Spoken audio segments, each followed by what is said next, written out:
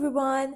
I painted this painting a while ago and I posted it on Instagram, and a lot of you asked for a real-time tutorial, but I had deleted the original video, so I decided to record it one more time because this is a really good practice for just practicing the main basic watercolor techniques like wet on wet, wet on dry, dry brush technique. So I thought it would be a very valuable lesson to create another video about it. So without any further ado, let's get into the painting. So I'm going to use the same paper. This is Arch 140 pounds rough surface watercolor paper, and I'm going to hold my paper under running cold water so that it stays flat on my desk and it doesn't move around.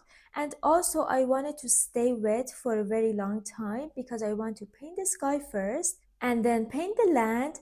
And while the paper is still wet, I want to paint my trees wet on wet. So I wanted to stay wet for maybe about at least 10 minutes. So I'm going to hold it under running water and come back in a minute. Okay, so my paper is very wet, and as you can see, it doesn't move anymore. It just stuck to my desk. And I'm not going to immediately apply my colors because the paper is too wet and all the colors are going to spread too much. So I'm going to mix my colors first. So here I have Serpentine Genuine by Daniel Smith. It's a very beautiful color. If you don't have this color, you can mix a similar color by adding a touch of Viridian Green to your quinacridone Gold. But it's a very light value color. It's a little bit hard to reactivate to, so I usually like to use it freshly squeezed. And then I'm going to clean my brush and mix a very light, soft pink color. So the pink color that I have is Rhodonite Genuine by Daniel Smith. I'm making sure that my brush is very clean because if I have a little bit of that green left in my brush, it can muddy up my pink.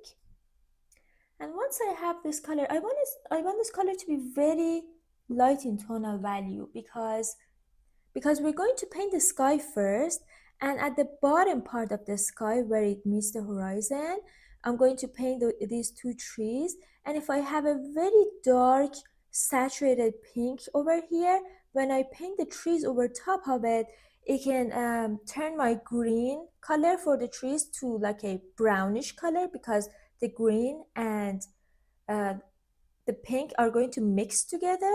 So that's why I need to make sure that I'm lightening my color by adding more water as I'm coming down towards the horizon. Okay, so I have my flat brush. This is a 1/2 inch Princeton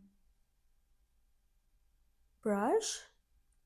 And you can use any brush that you have available. It really doesn't have to be anything specific, but as long as it's like a watercolor brush, round, flat, it doesn't matter. And I'm just going to pick up that pink color that I mixed and just apply that at the top section of my paper. And as I'm coming down and my brush is running out of paint, I'm not picking up more paint. I'm just dragging my brush so that I have lighter color here. But I need to remember that this color is going to dry much paler because of how much water I have on my paper. So I'm going to add a little bit more of that pink and just strengthen that color, especially at the top section of my paper. And then I'm going to take some of the paint and water off my brush and just make sure that I have a lighter color at bottom part of my sky. And this is all I need to do for my sky. And now let's move on to painting the land. So I have my Serpentine Genuine. I'm just going to simply apply this color at the bottom part of my painting. You can see how beautiful, kind of a golden green this color is. And as I'm coming towards the sky, I'm just having kind of a curved line that is blending and fading into the distance. I have a little bit of that Serpentine Genuine. I'll pick that up and just strengthening my color a little bit more. And what I love about Serpentine Genuine, you can see how the pigments are spreading. This is like a little bit of brown in it, and it's just a really interesting color. And this is just a very simple flat wash.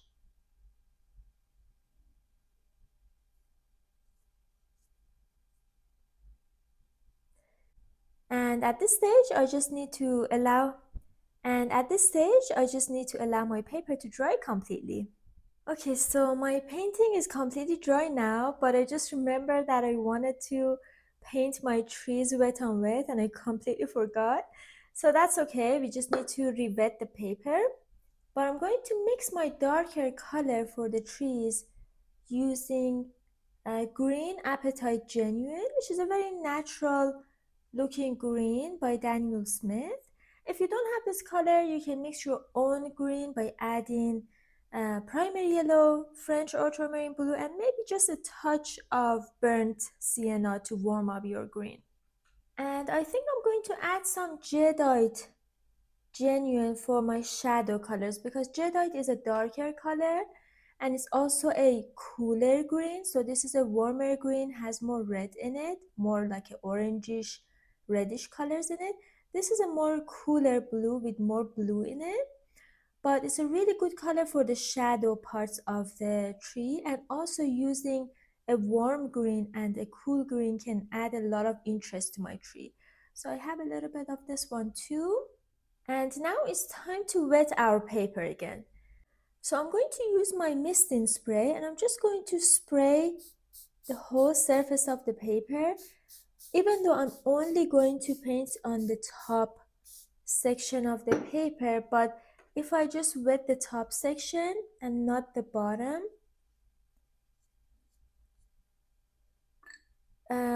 at the edges of the area that I wetted, you can see some harsh line when the paint is dry. So I always try to wet the whole surface of the paper, and then I'm just taking the excess water off my brush and making sure my paper is not too wet. If I feel like it's too wet, I feel like this area is too wet, I'm just going to add very carefully a tiny dot of color just to see how much this paint is spreading. If I see the paint is spreading too much, that means it's either my brush is too wet or the paper is too wet. So I need to allow my paper to dry for like a minute and then add more paint. And I'm just dabbing this darker, warmer green that was Green Appetite Genuine. And this is basically my tree. And if I see the paint is spreading too much here, I just take the excess water off my brush on a paper towel like this and just picking up more darker paint with less water in it.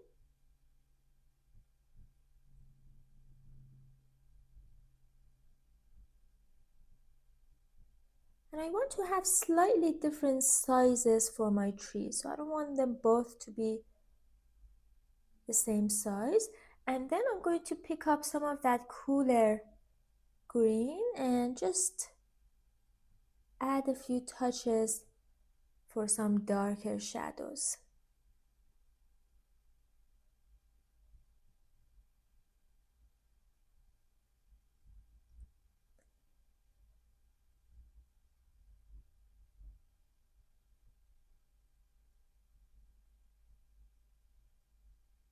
And then I'm going to use my hairdryer again to dry the painting completely. Okay, so my painting is completely dry now. I'm just going to use my size 12 round Chinese calligraphy brush to basically create some dry brush textures on top of the land. And the color that I'm going to use for that is just the same mixture of Serpentine Genuine, the first color that we used, and a touch of that darker warmer green that was Green Appetite Genuine. And I'm just making sure that I don't have too much water on my brush. I'm just going to test my color to see if I can drag the side, the belly of my brush on the texture of the paper and create these dry brush effects. And then I'm just going to start from the top section of my paper and just have like these zigzaggy lines. If I run out of paint, I just grab a little bit more.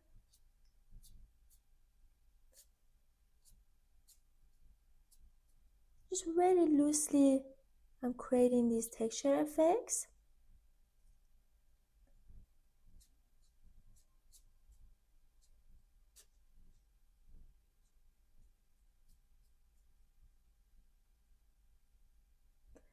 And if I want, I just add a little bit of darker color, especially at the bottom part of my painting. This is pure Green Appetite Genuine.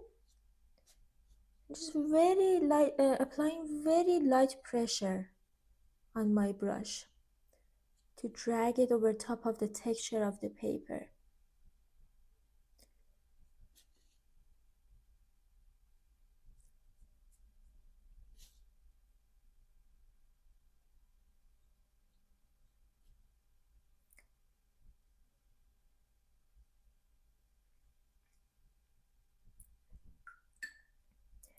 And then I'm going to switch to my smaller Chinese round calligraphy brush, and I'm just going to use a mixture of burnt sienna and indigo to paint the tree trunks.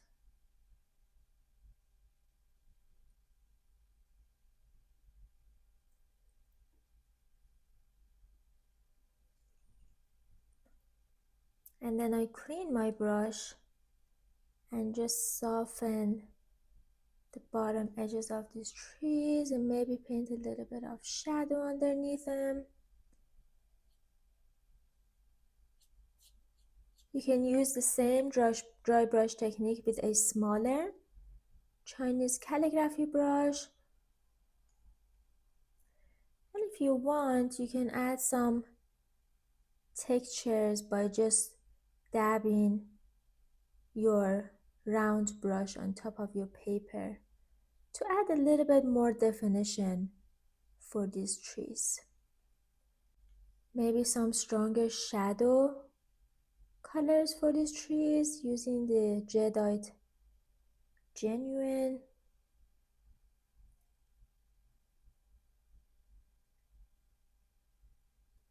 Okay, I think I'm gonna have a little bit of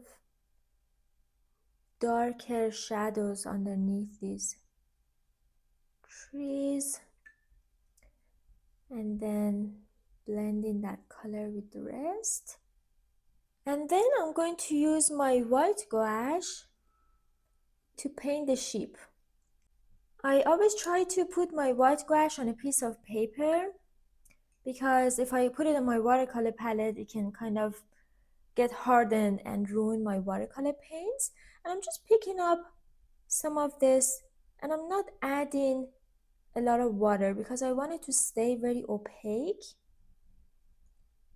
If I add too much water, it's going to become too transparent and it won't, it's just going to blend with the background color and it's not going to be as obvious. So I'm just going to put very simple marks on the paper, and I'm just trying to vary the distance and the sizes of these different sheep. So I don't want them to have like the same distance and the same size, and the ones that are a little bit farther back are obviously going to be smaller, and maybe just a couple of them are very close together, and maybe one over here. I think I'm going to make a couple of these slightly bigger because I want it to be more obvious that those are farther away and these are closer to us.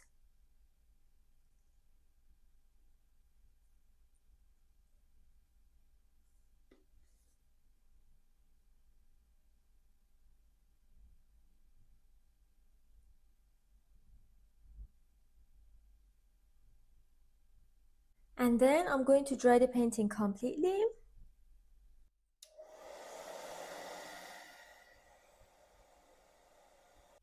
Okay, so once my painting is completely dry, I'm going to use the same Chinese round calligraphy brush, and I'm just going to use pure indigo to paint the details on the sheep. So I'm just going to have a bigger shape for their face. Maybe this one over here.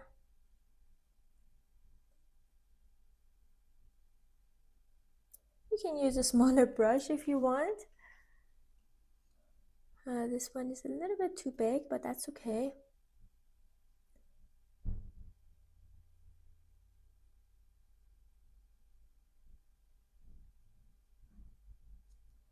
And then I'm going to switch to my rigger brush to paint the rest of the details.